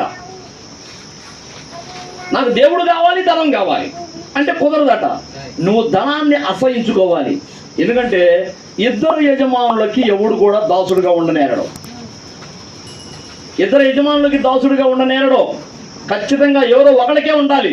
ఉంటే నాకైనా ఉన్నాడు, అయితే ఆ సిరికైనా ఉన్నాడు. సిరి అంటే డబ్బు. ఆ సిరికైనా దాసులుగా ఉండండి, లేకపోతే నాకైనా దాసులుగా ఉండండి. రెండింటికి మేము దాసులుగా ఉంటాం, రెండింటిని ప్రేమిస్తామంటే కుదరదు. ఇంకా అంటాడు, ఒక ధనవంతుడు గురించి చెప్తున్నాడు చూడు. మత్తయి సువార్త 19వ అధ్యాయము 16వ వచనం చూడు. 16 నుంచి మత్తయి సువార్త 19వ అధ్యాయము 16 నుంచి. ఇదిగో ఒకడు ఆయన యొద్దకు వచ్చి, బోధకుడా, నిత్య జీవం పొందుటకు నేను ఏ మంచి కార్యములు చేయవలనని ఆయన అడిగాను. అందుకు ఆయన, మంచి కార్యం గురించి నన్ను ఎందుకు అడుగుతున్నావు? మంచివాడు ఒక్కడే. నీవు జీవంలో ప్రవేశింపగోరిన యెడల ఆజ్ఞలను గైకొనమని చెప్పాను. అతడు, ఏ ఆజ్ఞలు అని ఆయనను అడుగగా యేసు, నరహత్య చేయొద్దు, వ్యభిచరింపవద్దు, దొంగిలవద్దు, అబద్ధ సాక్ష్యం పలకవద్దు, తల్లిదండ్రులను సన్మానింపము, నిన్ను వల్ల నీ పొరుగు వారిని ప్రేమింపవలను అనున్నది అని చెప్పాను. అందుకు అతడు, ఆ యవ్వనుడు, ఇవన్నీ ఆచరించుతూనే ఉన్నాను, ఇంకను నాకు కొదువయ్యామని ఆయన అడిగాను. ఇక్కడ అబద్ధం ఆడుతున్నాడు. ఇవన్నీ నేను చేస్తున్నాను అన్నాడు. ఇవన్నీ నేను చేస్తున్నాను అన్నాడు. ఏమని? నేను నరహత్య చేయలేదు, నేను వ్యభిచారం చేయలేదు, నేను దొంగతనం చేయలేదు, అబద్ధం చెప్పలేదు, నేను నా తల్లిదండ్రులను సన్మానిస్తున్నాను, ఇవన్నీ నేను చేస్తున్నానే అన్నాడు. మరి చివరికి ఇంకోటి ఉంది, నిన్ను వలె నీ పొరుగు వారిని ప్రేమించుము అన్నాడు. నిన్ను వలె నీ పొరుగు వారిని ప్రేమించు అన్నప్పుడు నీ పక్కనే కూర్చొని ఆకలి పసులతో ఉన్నవాడు నువ్వు ఎలా చూస్తూ ఉన్నావు? ఆకలి పసులతో ఉంటున్నారు వాళ్ళు. నువ్వేమో మంచి పట్టు వస్త్రాలు ధరించి బంగారు నగలు వేసుకొని వచ్చావు మందిరానికి. నీ పక్కడేమో ఆకలితో అలమటించిపోతున్నాడు. అన్నం దీని ఎన్ని రోజులు అవుతుందో? నీ సహోదరుని ప్రేమించడం నీకు చేత అవుతుందా? మరి చేత అయితే నీ ధనం ఇలాంటి పేదవాడికి ఇచ్చేస్తావు. అమ్మో నా ధనం, అమ్మో నేను సంపాదించుకున్నా, నాకు నా పిల్లలకి నాకు తరతరాలకు కావాలి అని ధనవంతుడు చెప్పుకుంటున్నావు. పక్కవాడికి వాడి కటిక పేదరికంలో ఉండి ఆకలితో అలమటిస్తుంటే రూపాయి సాయం చేయలేకపోయావు. కానీ నేను ఇవన్నీ చేస్తున్నానే అన్నాడు. ఇవన్నీ చేస్తున్నాను నేను అన్నాడు. అయితే ప్రభు ఇప్పుడు అంటున్నాడు చూడు, అందుకు యేసు, నీవు పరిపూర్ణుడు ఒకటకు కోరిన యెడల పోయి నీ ఆస్తి నమ్మి పేదలకిమ్ము, అప్పుడు పరలోకమందు నీకు ధనము కలుగును, నీవు వచ్చి నన్ను వెంబడించమని అతనితో చెప్పాను. అయితే ఆ యవ్వనుడు బహు మిగులు ఆస్తి గలవాడు గనక ఆ మాట విని వ్యసనపడి వెళ్ళిపోయాను. ఎక్కువ ఆస్తి ఉంది, అందువల్ల అమ్మ ఇంత ఆస్తి ఇచ్చేయాల పేదలకి. అలా ఆయన అంటే చేశాడు. నేను చేయను అంటారు. ఎవరు? ఆ చెట్టు మీద నుంచి దూకి వచ్చిన జక్కయ్య అంటే చేశాడు. నన్ను ఆస్తి అంతా ఇచ్చేసేదా అమ్మ, నేను పొరపాటున నేను చస్తాను కానీ నా ఆస్తి మాత్రం అయ్యాను, చచ్చి నరకానికి అని పోతా కానీ నేను ఏమోనో అన్నాడు. ఇంకా కిందకు వస్తే 24 వచ్చిన చూడు, ఇదిగాక ధనవంతుడు పరలోక రాజ్యంలో ప్రవేశించుడు కంటే సూది బెజ్జంలో ఒంటె దూరుట సులభమని మీతో చెప్పుతున్నాను. పరలోకంలో ఎవడు పోతాడంటే ఆ భూలోక ధనము మీద ఎవడికైతే వ్యామోహం ఉండదో వాడు పోతాడు. ఒకవేళ వ్యామోహం ఉన్నవాడైతే ఎట్టి పరిస్థితుల్లో సూది బెజ్జంలో కూడా ఒంటైనా దూరిపోద్ది, కానీ పొర్రపాటును కూడా ధనాపేక్ష కలిగిన వాడు పరలోకం పోడు అన్నాడు. ఆ ధనం విషయంలో మనం చావకపోతే పరలోకం పోలేము. అర్థమైందా? శరీర విషయంలో సావాలి, శరీర కోరికల విషయంలో సావాలి, ధనం విషయంలో సావాలి. ఇకపోతే మూడవదిగా లోకం విషయంలో సావాలి. లోకంలో ఏముంది? ఇంకేముంది లోకంలో ఏముంది? ఎందుకు లేదు? కొంతమందికి కుల పిచ్చి ఉంటుంది, కుల పిచ్చి, మత పిచ్చి ఉంటుంది. కుల పిచ్చి ఉంటే మత పిచ్చి ఉంటుంది, పార్టీ పిచ్చి ఉంటుంది. ఆ పిచ్చి వాళ్ళు మాకు అక్కడ తగులుతారు అబ్బాయి పారాలు. పార్టీ పిచ్చి, చర్చికి వస్తారు, ఫ్లెక్సీల మీద నాయకులతో పాటు ఫోటోలు వేయించుకుంటారు. మళ్ళా ఆ పిచ్చి బాటలా నీకు అభిమానం ఉంటే ఉండొచ్చు మనసులో, ఉత్తప్పుడు కాకుండా పోయి ఓటేసుకున్నా, ఓటు వేయాలి కాబట్టి ఎవరో వాడికి ఓటేసింది. కానీ నేను పలానా వ్యక్తికి సంబంధించిన వాడిని నువ్వు ఎప్పుడైతే ఫ్లెక్సీల మీద చేసుకుంటున్నావో ఆల్రెడీ నిన్ను దేవుడు ఇగ్నోర్ చేసేసాడు. ఆల్రెడీ నువ్వు ఇగ్నోర్ స్థితిలో ఉండవు కాబట్టే, విసర్జన స్థితిలో ఉన్నావు కాబట్టి నువ్వు ఫోటోలు వేసుకోగలిగావు. నువ్వెవడు అసలు? ఆయన రక్తము వెలపెట్టి కొన్నాడు నిన్ను. ఇవాళ నువ్వు దేవుని సంబంధివి. నువ్వు సాతాను చేతుల్లో నుండి, సాతాను బందీలో నుండి విడిపింపబడటానికి దేవుడు తన ప్రాణాన్ని పెట్టి నిన్ను కొనుక్కున్నాడు. దేవుడు సురక్తం ఇచ్చి సంపాదించిన సంఘం అని అపోస్తుల కార్యాలు 20:28 చెబుతుంది. మనమట తన సొంత రక్తం ఇచ్చి కొనుక్కున్నాడట మనల్ని. మనము దేవుని సంబంధం అవ్వాలి, కానీ ఇంకా నేను ఆ పార్టీకి చెందిన వాడిని, ఈ పార్టీకి చెందిన వాడిని, నేను ఫ్లెక్సీల మీద ఫోటోలు వేసుకుంటే అయ్యేవాడు దేవుని సంబంధం అవుతాడా? లోకానుసారంగా సావాలి, కులం విషయంలో సావాలి. కొంతమంది ఆడ కులం విషయంలో చచ్చి వస్తున్నారు చర్చికి. మేము రెడ్లమే, మేము బొడ్లమే అని నిగడదనుకొని ఉంటులా. ఏదైతేనే అంత మనుషులమే, ముందు ఆ దేవుడు నమ్మదగిన దేవుడు అని రెడ్లైనా కానీ వస్తున్నారు. హల్లెలూయా! రెడ్లైనా వస్తున్నారు దేవుని సన్నిధికి. మంచిగా వాళ్ళు ఎల్లో పూడికలు పెట్టేస్తున్నారు, సువార్తలు వినిపిస్తున్నారు. మనమే కొద్దిగా దడుతున్నాం కానీ వాళ్ళు బ్రహ్మాండం చెప్పిస్తున్నారు. అన్నిలై ఉండి మంచి స్పందన వస్తుంది అబ్బాయి పాలలో. మనమే నామకార్థపు క్రైస్తవం కదా, మనం కోటలు పెట్టుకోవాలని మనం జంకుతున్నాం, భయపడుతున్నాం. సువార్త కోడికలు, వీధి కోడికలు అయిపోయినాయి, గృహ కోడికలు ఆగిపోయినాయి,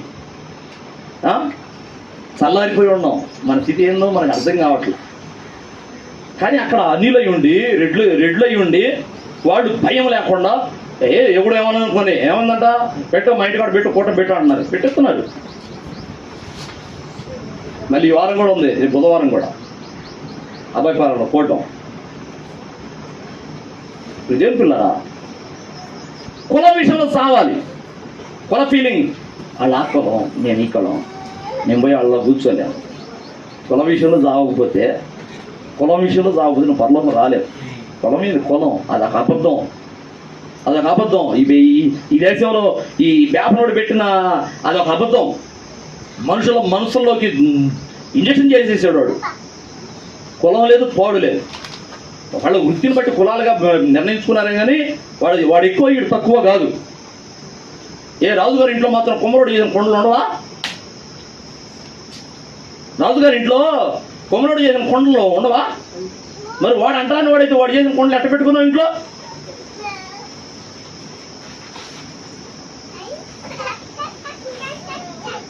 నిజం పిల్లరా, కుల విషయంలో సావాలి, మతం విషయంలో సావాలి, కుల మత విషయాల్లో సావాలి. లోకం ఇంకా పార్టీ విషయంలో సావాలి. మన అందరికీ మనకు అభిమానాలు ఉండొచ్చు, కానీ క్రైస్తవత్వానికి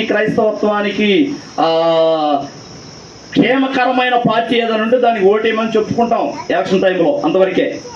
దానికి ఓటేయండమ్మా, ఇదైతే క్షేమం, మనం మన క్రైస్తవులు అయిన వాళ్ళం మనం భక్తి చేయాలంటే ఈ పార్టీ అయితే క్షేమం అని చెప్పుకుంటాము. కానీ పిచ్చి మాత్రం ఉండకూడదు. ఇలా చాలామంది క్రైస్తవులు క్రైస్తవులకు వ్యతిరేకమైన పార్టీలకు ఓట్లు వేశారు, గెలిపించుకున్నారు, ఇలా అనుభవిస్తున్నారు.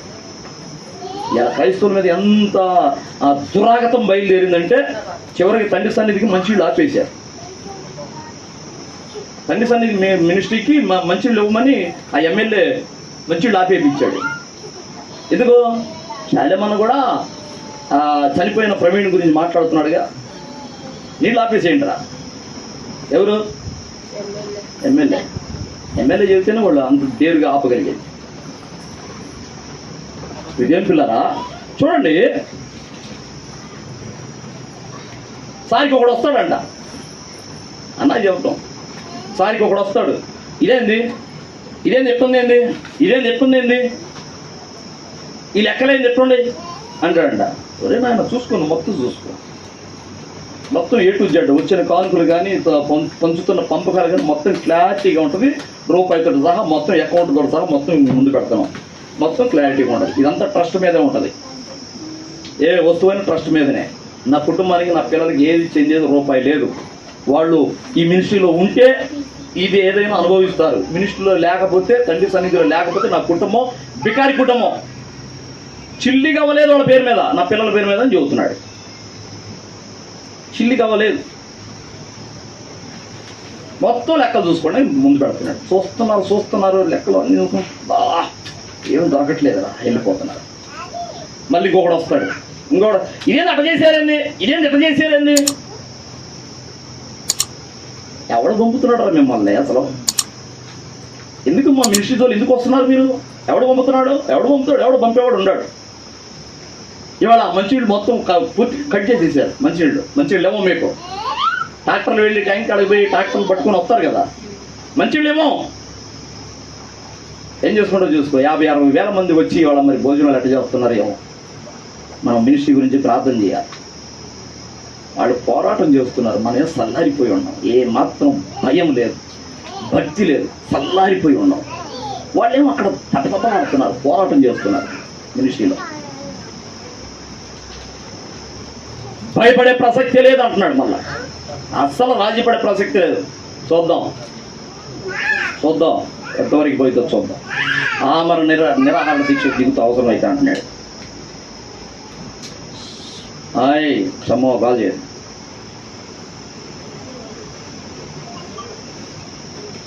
మనమేమో అసలు ప్రార్థనే చేయట్లా మినిస్ట్రీ గురించి.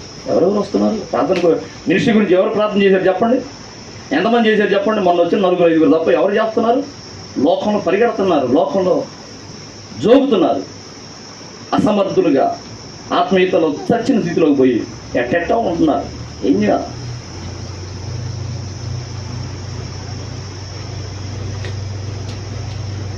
చదువు ఎవరున్నావు అయ్యా? ఆ ధనవంతుడు సణుగుతూ వెళ్ళిపోయాడట. నేనివ్వను ఆడంటే ఎవరు? ఆ పొట్టి జక్కయ్య అంటే, చెట్టు మీద దిగి వచ్చిన జక్కయ్య అంటే ఏదో పిచ్చోడే ఇచ్చాడు కానీ ఆస్తి అన్ని ఇస్తామా మేము?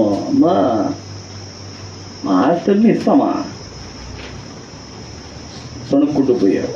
అప్పుడు చెప్పాడు అన్నే కింద యేసు తన శిష్యులను చూసి, ధనవంతుడు పరలోక రాజ్యాన్ని ప్రవేశించు దుర్లభం అని మీకు నిశ్చయంగా చెబుతున్నాను. ధనవంతుడు ధనాపేక్ష కలిగిన వాడు పరలోకానికి రాడు. సూది బెజ్జంలో ఒంటైనా దూరిపోతే కానీ ధనవంతుడు మాత్రం పరలోకం వాడు. జాగ్రత్త, ధన విషయంలో సావాలి. తర్వాత మనం ఇంకో దానికి వచ్చామా? లోకం విషయం. లోకం పార్టీ విషయము, కుల విషయము, మత విషయం, వీటి విషయాల్లో వివక్షలు, ఆ విషయాల్లో చావాలి. మనం అసలే చెప్పుకుంటాం ఏదో అమ్మా ఈ పార్టీ అయితే మనకు క్షేమం. వాళ్ళు ఎంతమంది అయితే కొట్ట మాకు ఏడిపించు, మాకు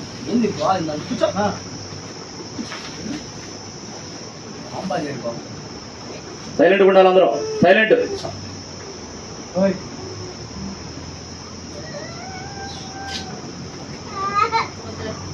సైలెంట్గా ఉండాలి.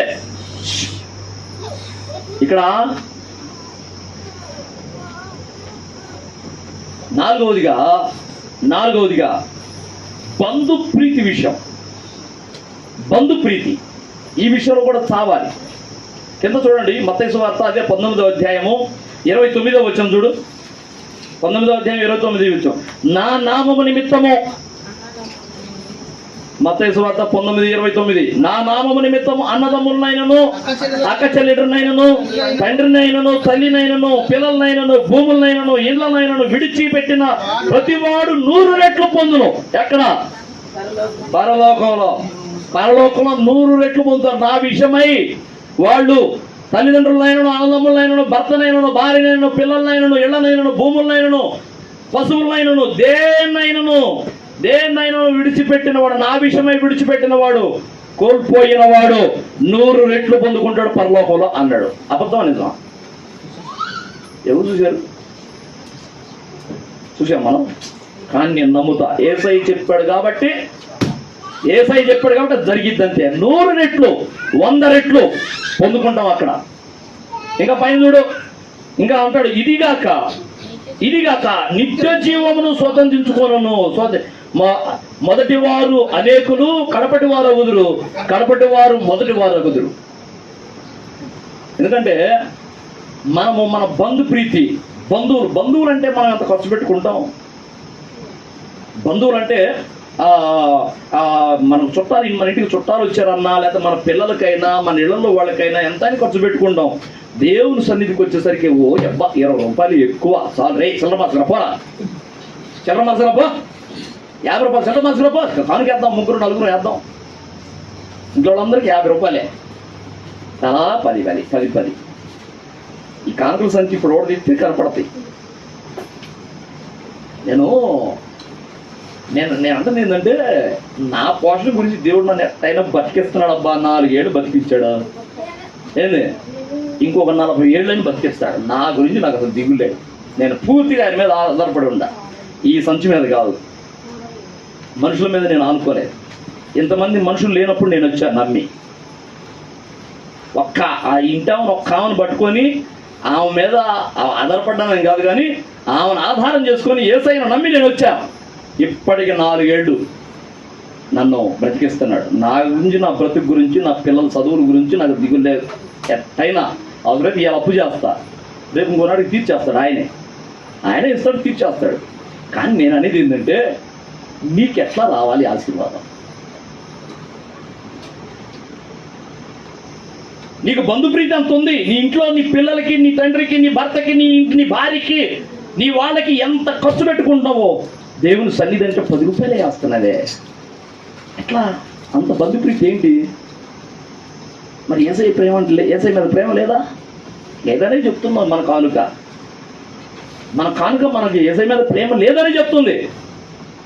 ఒకవేళ లేదు, ఇవాళ నిజంగా లేవు, 50 ఉన్నాయి ఫాస్ట్ గారు, మేము 9 అయ్యారు, మనకి లేవు, ఛాన్స్ లేదు.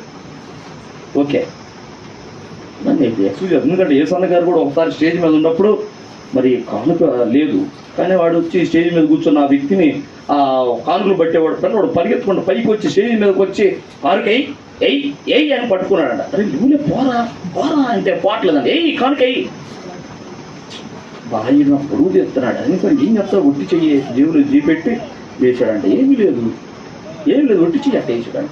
అప్పుడు పోయాడు యేసన్న గారు. ఎప్పుడు నిజంగా లేవు, కానీ ఎంత బాధపడ్డాడో, ఏడ్చాడట. ఏం ప్రభువా, నీ స్వార్థ పనికి వచ్చాను, జేబులో చిల్లిగా అవ్వలేదు నాయన, కానుక వేయాలంటే నా పరుగు పోయే పరిస్థితి అయిపోయింది అని ఏడ్చి ప్రార్థన చేస్తే దేవుడు అన్నాడంట, యేసన్న ఎందుకు ఏడుస్తున్నావు, కానుక వేయలేదన్నయ్య, నువ్వే ఒక కానుక అయ్యావయ్యా నాకు. నీ జీవితం సమర్పించి నువ్వు తల్లిని తండ్రిని కాదనుకొని, నీ బంధువులు కాదనుకొని, నెల్లూరు ప్రాంతం నుంచి ప్రాంతానికి వచ్చి గుంటూరుకు వచ్చి నీ జీవితమే నాకు ఒక కానుక సమర్పించావు, నువ్వే పెద్ద కానుక అన్నాడట. అప్పుడు ఆ పాట రాస్తున్నాడు. ఏ పాట?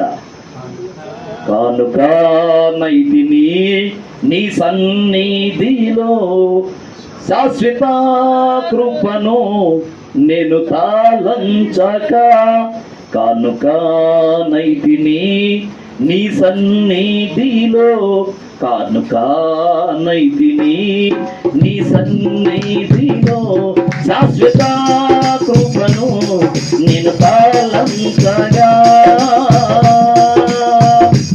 హల్లెలూయా. నేనే ఆయన సన్నిధి సన్నిధిలో ఒక కానుకైపోయాను అని గర్వంగా చెప్పుకోగలిగాడు. ఎందుకంటే ఆయన జీవితం అట్లా సమర్పించాడు. మనకి అట్లాంటి పరిస్థితి. ఇక్కడి నుంచి వెళితే మనం మళ్ళీ వచ్చే ఆదివారం దాకా ఎంత ఖర్చు పెడతాము, మళ్ళీ ఆదివారం కానుకలు పెట్టే వరకు ఎంత ఖర్చు పెడతాము, మన పిల్లలకి ఎంత ఖర్చు పెడుతున్నామో ఒక రోజుకి.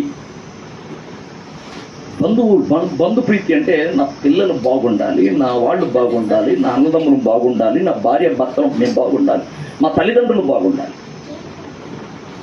అట్లాగని వాళ్ళకి అన్యాయం చేయమంటలేదు. మళ్ళీ ఇంకో మాట అంటాడు ప్రభు, ఇదిగో నీ తండ్రి ఏదైనా ఒకటి ఇష్టపడి అడిగిన ఎడల ఇది దేవార్పితమని అనవద్దు అన్నాడు. బాగుంది, నీ తండ్రి వృద్ధాప్యంలో ఉన్నాడు, అయ్యా ఇదిగో నాకు అదిగో ఆ పొట్టేళ్ళు కోసి నాకు మాంసం పెట్టరా అని అడుగుతాడు అనుకో. ఒకవేళ తండ్రి, నీ ఇంట్లో పొట్టేలు పిల్లలు ఉన్నాయి, దాన్ని కోసి నాకు రుచిగా వండి పెట్టరా అని యవనంలో ఉన్న కొడుకుని అడుగుతాడు అనుకో. అడగగానే నేను పెద్ద భక్తిపరుణ్ణి, ఇది దేవుడికి సమర్పించింది, దేవార్పితం, నీకు కాదు అని అనొద్దు అన్నాడు. ఎందుకంటే నీ తండ్రికి ఇస్తే దేవునికి ఇచ్చినట్లే, వృద్ధాప్యంలో ఉన్న వాళ్ళని నువ్వు ఆదరిస్తే నువ్వు దేవునికి చేసినట్లే అన్నాడు. ఆ విషయంలో చెయ్యాలి కాదంటలా, కానీ నీ ఇంటి వారికి ఎంత చేసుకుంటావో దేవునికి అంత ఇయ్యాలి కదా. ఒక లెక్క చెప్పాలంటే ఖచ్చితంగా అందరికంటే దేవునికి ఎక్కువ ఇవ్వాలి, ఎక్కువ చెయ్యాలి. అని మనమేమో దేవుని విషయంలో ఏదో 10 పరకే వేస్తాము. మన అవసరాల కోసమైతే ఎంతైనా ఖర్చు పెట్టుకుంటాం. మనకి అర్థం కాదు ఏంటంటే ఎంతైనా ఎందుకు ఖర్చు పెట్టుకుంటున్నామో తెలుసా? మనం దేవునికి ఇయ్యకనే మనం ఎక్కువగా ఖర్చు పెట్టుకోవాల్సి వస్తుంది. హాస్పిటల్ పాలైపోయి వేలు ఎందుకు వదులుతున్నాయి, ఎందుకు ఖర్చు అవుతున్నాయి? మన కష్టాజితం 10 రూపాయలు కావు, 10 రూపాయలు అయ్యే కాడ 100 రూపాయలు ఎందుకు అవుతుంది? వాడు దోచుకుంటున్నాడని తెలుసు, కానీ మనకు వేరే గతంతో లేదు, ఇవ్వాలి. వాడు దోచుకుంటున్నాడు మన సొమ్ము, 50 రూపాయలు, అది 100 రూపాయలు అడుగుతున్నాడు. వాడు 50 రూపాయలు ఎక్స్ట్రా దోచుకుంటున్నాడు, నీ సొమ్ము వ్యర్థంగా పోతుంది. కారణం ఏందో తెలుసా? నీకు అర్థమవుతుందా? నువ్వు దేవుని సన్నిధిలో ఇవ్వాల్సినంత ఇస్తే నీ సొమ్ముకి, నీ కష్టాజితానికి నేను కాపుదలు ఇస్తాను అన్నాడు, నీ కష్టాజితాన్ని ఆశీర్వదిస్తాను అన్నాడు, నీ కష్టాజితం నువ్వే అనుభవిస్తావు అన్నాడు ప్రభు. చెప్పాడా? ఈ 3 మాటలు అడిగాలేవా?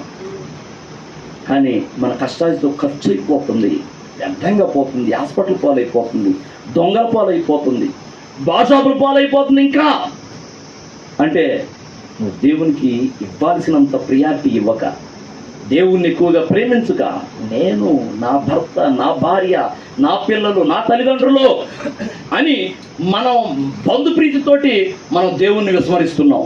దీనిని బట్టి ఏమవుతుందంటే మనం ఆటోమేటిక్గా ఆత్మీయతలు చల్లైపోతున్నాం. మనం ఎక్కువగా ఇక్కడ అదే అన్నాడు, నా నిమిత్తమై అందరిని విడిచిపెట్టాలి అవసరమైతే. చివరికి ఇంకో చోట అంటాడు, తన ప్రాణము సహా ద్వేషింపకుంటే నాకు పాత్రుడు కాడు అన్నాడు. తన ప్రాణము సహా ద్వేషించాల్సిందే నా విషయమై, ఎందుకంటే నాకు అంత ప్రియారిటీ ఇవ్వాల్సిందే అన్నాడు. నిజంగా నేను అంటాను, నీ కొడుకులు నిన్ను ఎక్కువగా ప్రేమించకుండా పక్కింటి వాడిని ప్రేమిస్తుంటే ఎట్లుంటుంది? నీకేమో ముద్ద బెటర్ కానీ పక్కింటి వాడు పలావ్ వండి పెడుతున్నారు నీ కొడుకులు, ఎట్లా ఉంటుంది నీకు?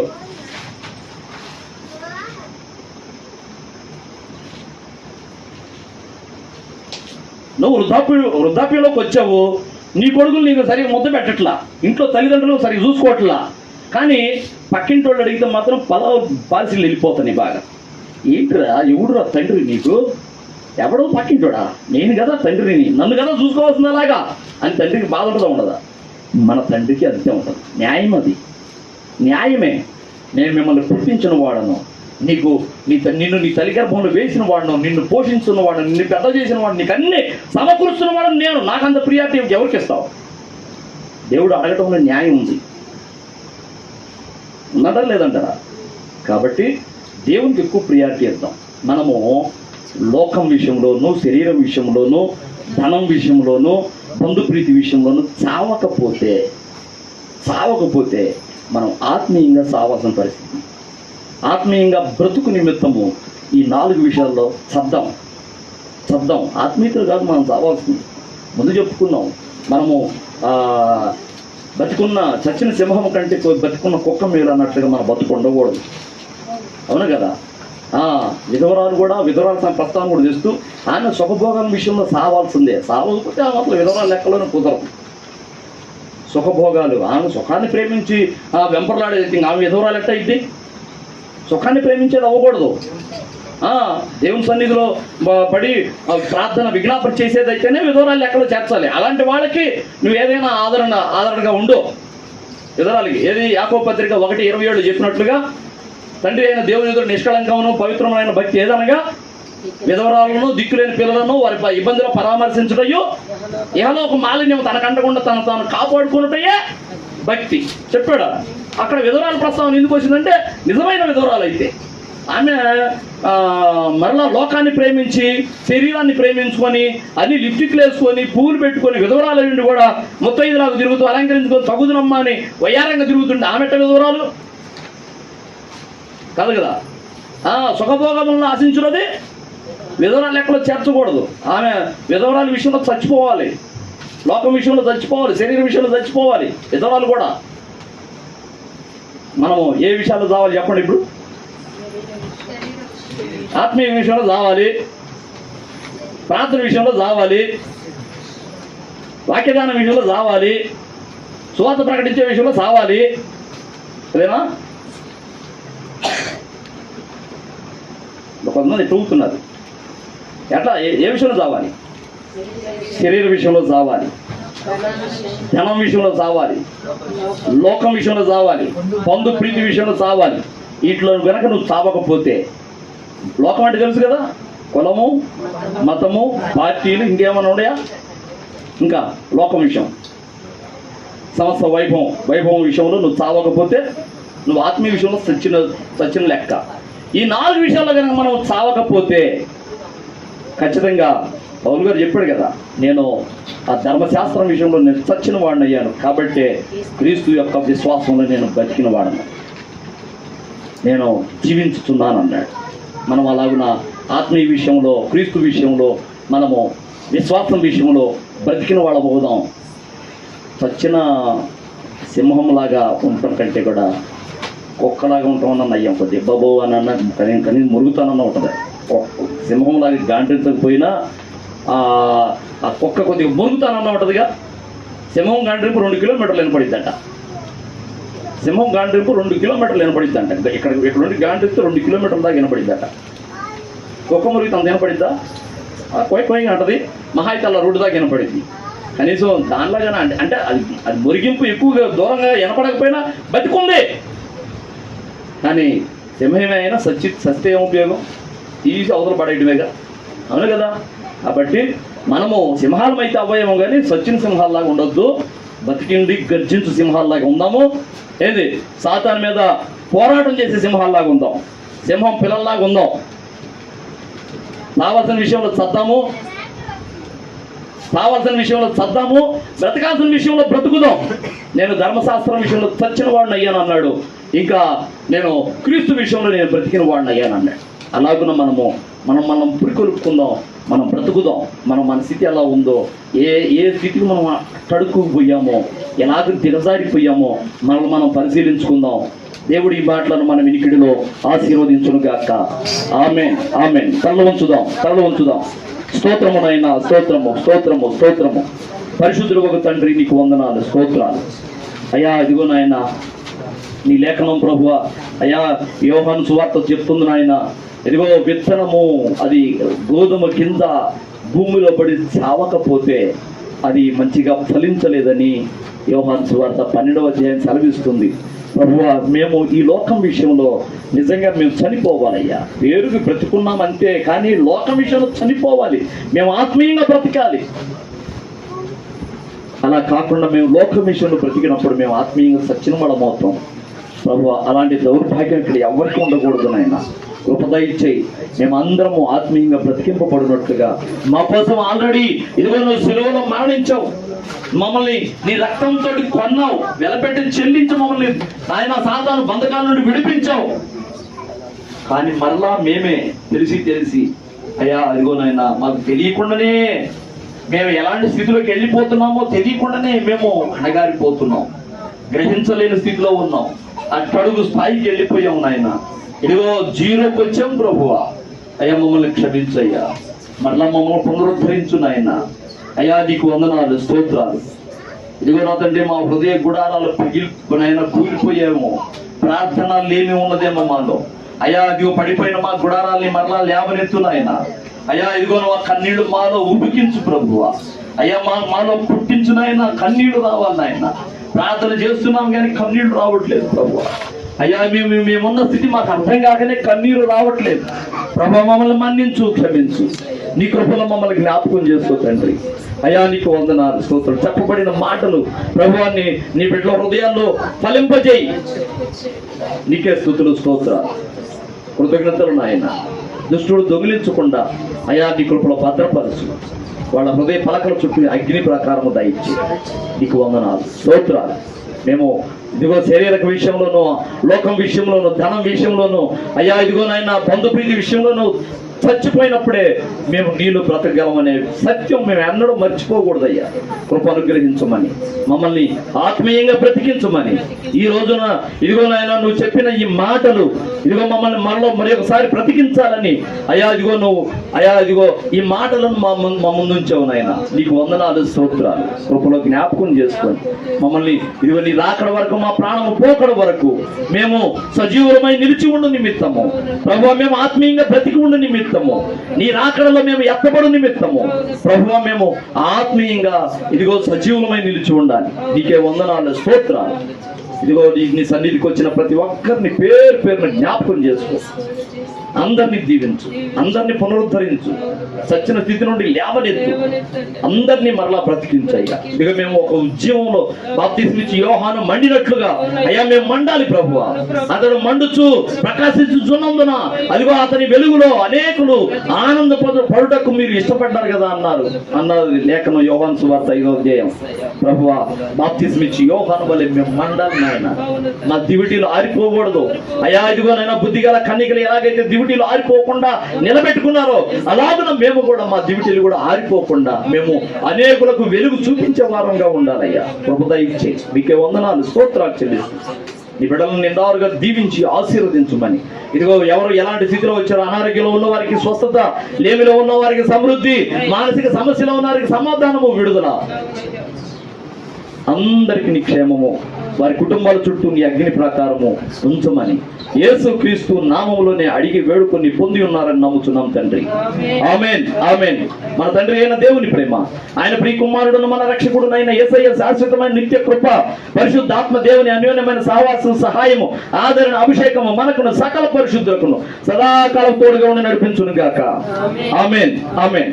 అందరికీ వందనాలు, దేవునికి స్తోత్రాలు.